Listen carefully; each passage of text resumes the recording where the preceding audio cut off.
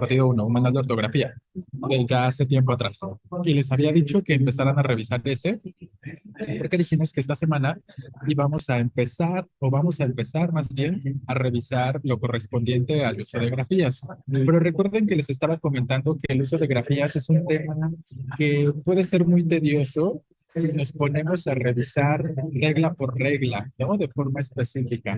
Entonces, como para que pues, no tengamos que caer en esta cuestión tediosa de esta es la regla uno, esta es la regla 2, esta es la regla 3, porque son muy particulares y son muy específicas estas cosas, estas reglas de manera concreta. Eh, pues ya les había comentado que lo que vamos a hacer o la forma en la que vamos a llevar estos temas será ustedes consultando directamente la bibliografía, ¿no? Entonces, les reitero, en teoría, habíamos dejado como tarea que pues ustedes se iban a poner a revisar las reglas de uso de B, V y G y J. Por lo pronto, por lo menos hoy, vamos a abordar, si es que no las revisaron, a pesar de que ya tenían por ahí un medio para hacerlo.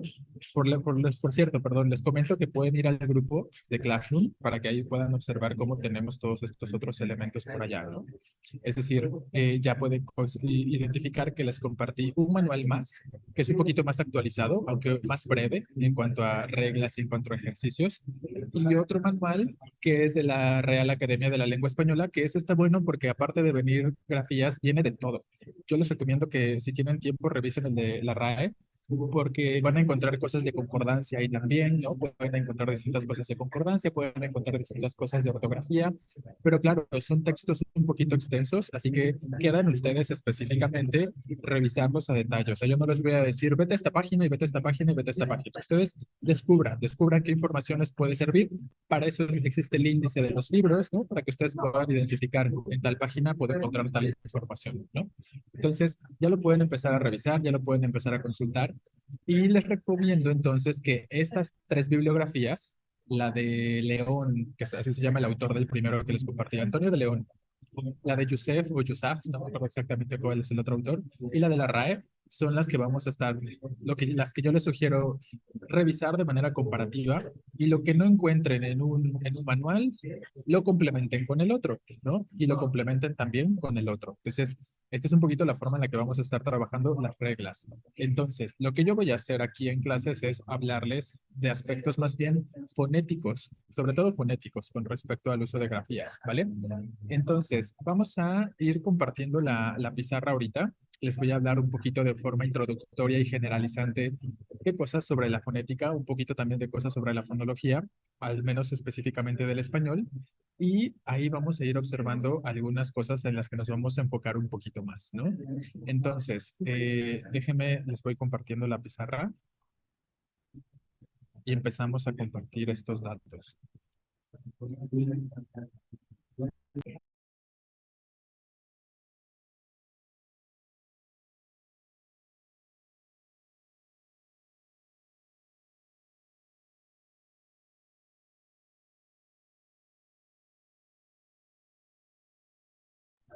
Entonces, ¿qué vamos a decir con respecto a la fonética? Pues lo siguiente, la fonética es una rama de la lingüística, así como lo es la morfología y así como lo es la sintaxis, que son cosas que ya estuvimos revisando, ¿no? Cuando hablamos de morfología, hablamos de las palabras, sus características, sustantivos, adjetivos, verbos, etcétera.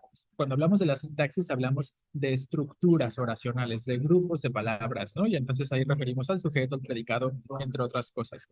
De lo que vamos a abordar ahora es, les digo, la fonética. Entonces, empezamos con esta. Este sería el tema, o bueno, el inciso C, digamos, porque habíamos marcado inciso A, signos de puntuación, inciso B, acentuación. Entonces, inciso C va a ser usos de grafías, ¿vale? Y aquí empezamos a plantear algunos antecedentes importantes, iniciando con una breve descripción y conceptualización de la fonética. Entonces, esto es importante, la cuestión de la fonética, porque gracias a aspectos como la fonética es que existen las palabras homófonas, por ejemplo, ¿no? Y ahorita vamos a ver por qué. Entonces, vayan ahí copiando lo que les voy escribiendo con respecto a la fonética.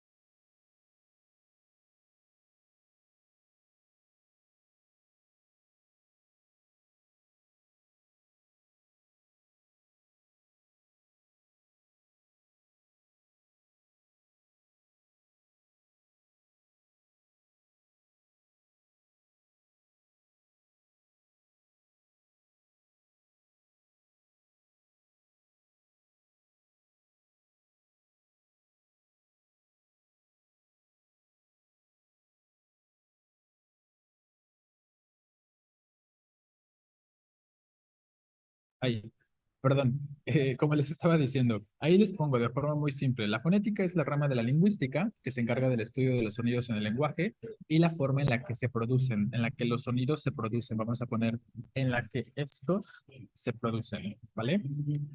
En el español existen básicamente tantos sonidos como letras en el alfabeto. ¿Cuántas letras tiene el alfabeto español? Que finalmente es el alfabeto latino, ¿no? ¿Cuántas letras tiene? No, estamos empezando con esta información apenas, Yáñez.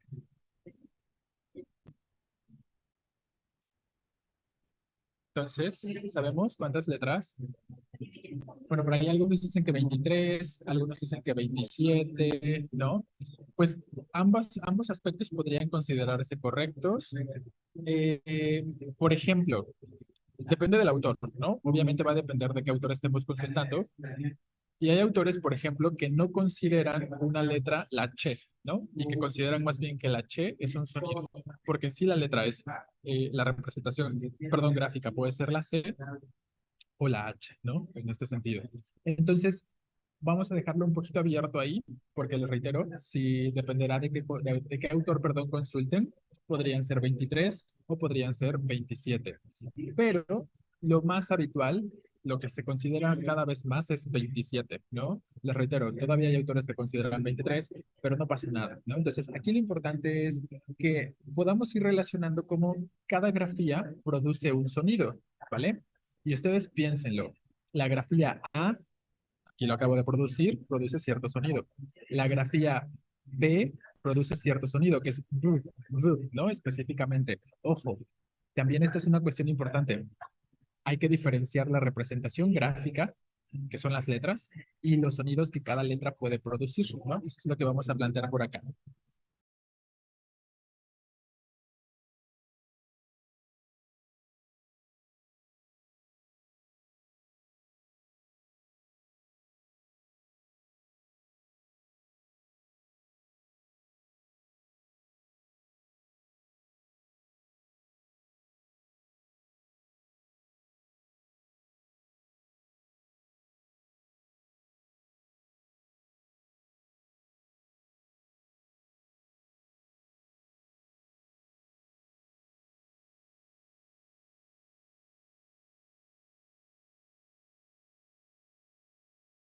Entonces, ahí tenemos una cuestión específica, ¿no? En el español, lo más habitual es que cada sonido que se produce, perdón, tenga una sola representación gráfica, que vamos a poner aquí entre paréntesis, que nos referimos, por representación gráfica, nos referimos a una grafía o una letra, como lo quieran llamar, ¿no? Entonces, cada sonido en el español suele tener de manera particular una representación gráfica, o sea, una letra o una grafía.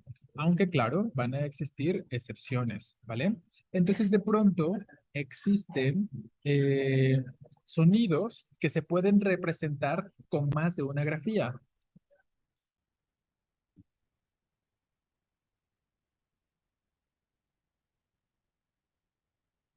Vamos a poner eso. Existen sonidos que se pueden representar con más de una grafía. ¿Qué sonidos creen ustedes y pueden pensar en este momento que podríamos representar con más de una grafía? Pues uno de los que vamos a empezar a revisar y uno de los primeros que vamos a mencionar es el sonido B, ¿no? Específicamente, que se representa con una grafía B o con una grafía V, ¿no? Vamos a ponerlo acá. Entonces vamos a poner sonido B, lo vamos a señalar de esta forma, que se puede representar con las grafías B y V, ¿vale? ¿Qué otros casos, qué otros pueden pensar?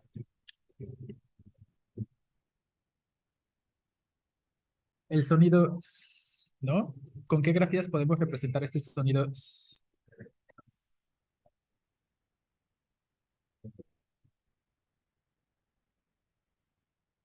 Con varias, con un montón, ¿no? Podemos representar este sonido de manera específica. Vamos a poner acá, que se puede representar con las grafías, podríamos decir efectivamente C, pero en algún contexto específico, ¿eh? No siempre. ¿En qué contextos puedo representar el sonido S de la grafía C? ¿Qué debe haber después?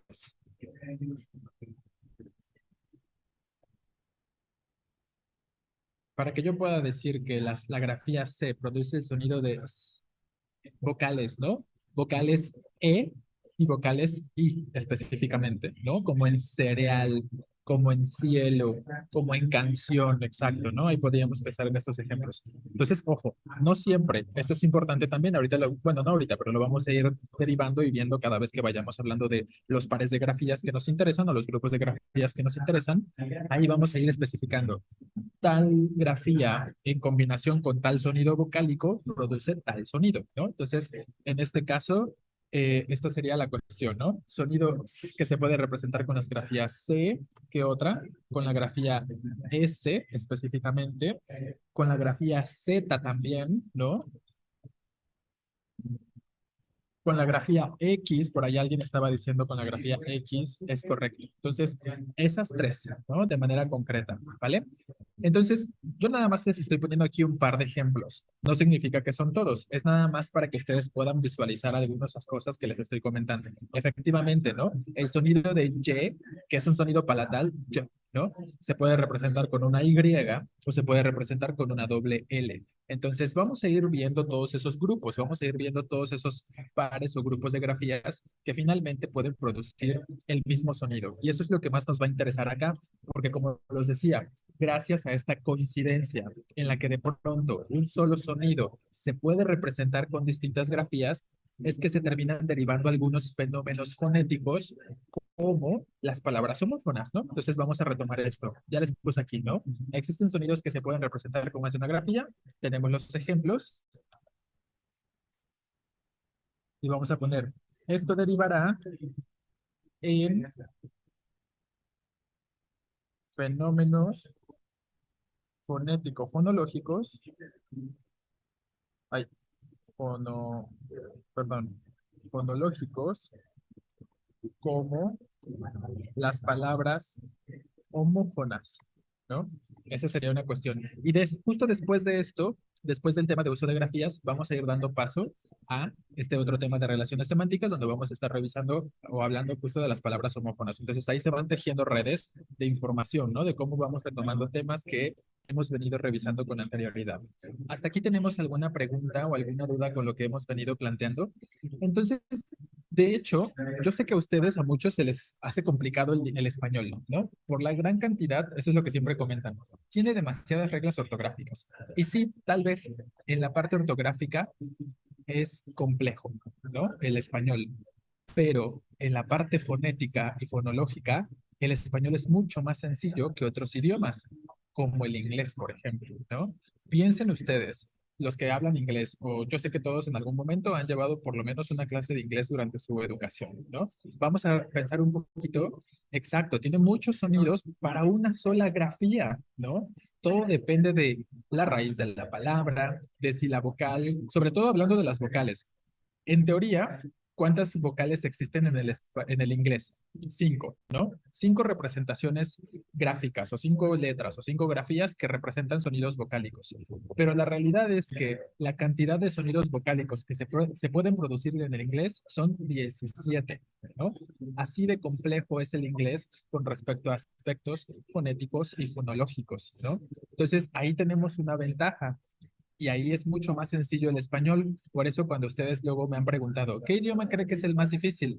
Pues depende, depende desde qué aspecto o desde qué disciplina o rama de la lingüística lo estemos planteando, ¿no? Porque como ya lo hemos dicho, desde el aspecto ortográfico, el español puede ser un idioma complicado, pero desde el aspecto fonético y fonológico, el inglés es mucho más complicado que el español, ¿no? Y entonces, nada más esto como para que se den una idea de la diferencia y de lo complicado que es el inglés con respecto a esto. ¿Qué pasa si yo escribo esto? ¿Cómo suena ahí la vocal I? Como una A, ¿no? Voy a hacer como una representación.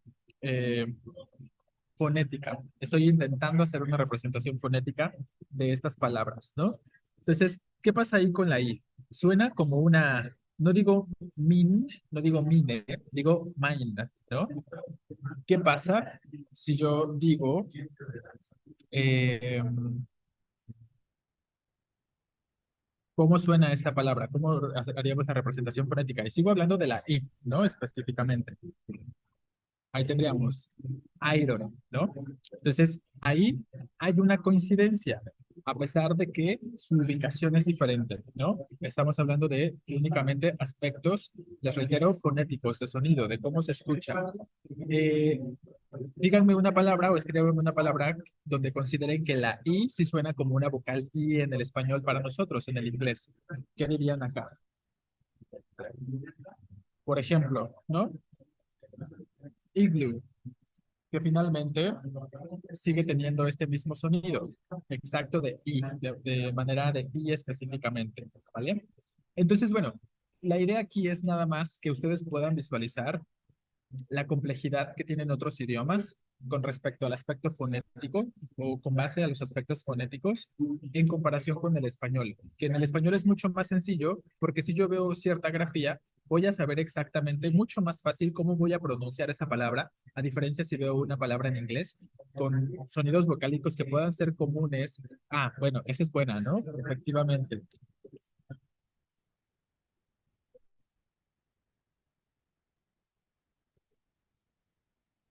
Aquí, ¿cómo suena la I? Como una I, ¿no? Específicamente. Y vean, ¿qué estamos viendo acá? Que la E en esta palabra tiene sonido de I también, ¿no? En esta misma palabra, la E tiene sonido de I y la I tiene sonido de I también, ¿no? Entonces, ahí tendríamos varios otros elementos. Les reitero, eso es nada más como para que puedan ustedes observar y diferenciar estos aspectos de complejidad que pueden tener otros idiomas, como el inglés, en comparación con el español, que el español entonces, desde su aspecto fonético y fonológico, es mucho más sencillo, ¿vale? Entonces, hasta aquí tenemos alguna pregunta sobre lo que hemos venido planteando sobre el uso de grafías y sonidos. Vamos entendiendo cómo estas características o estos sonidos los podemos ir representando con distintas grafías y son las que vamos a ir revisando, ¿no? Ok, borro esto y vamos a retomar desde acá. Entonces, vamos a empezar a abordar, ahora sí, eh, por pares de grafías. Empezando por B y por V. Vamos a empezar con esas dos grafías.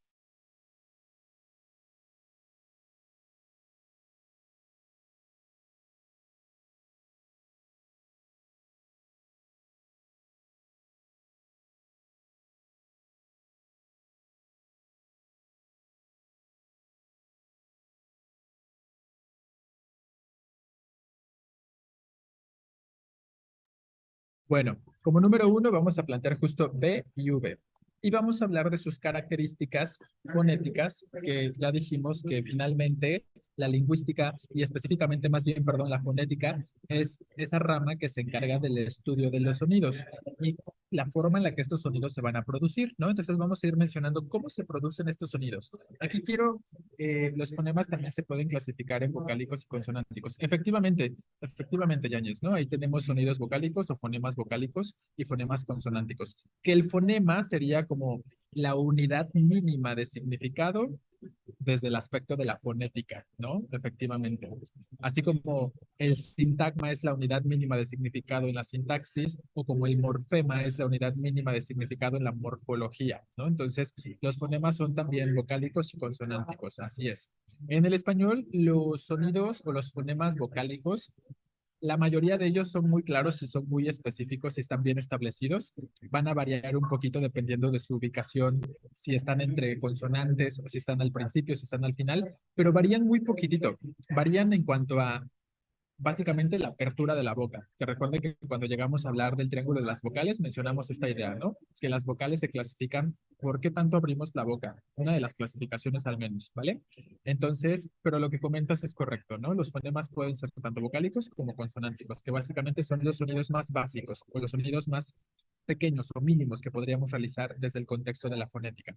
Entonces, ¿cuáles son las características que le corresponden a B y a V en cuanto al origen de su sonido, en cuanto a dónde se producen? Bueno, vamos a abordar básicamente ahorita tres conceptos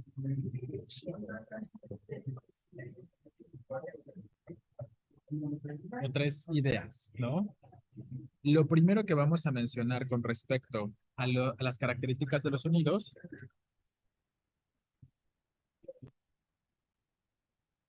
pues vamos a poner el sonido consonántico B es, primero diremos que es bilabial, ¿no?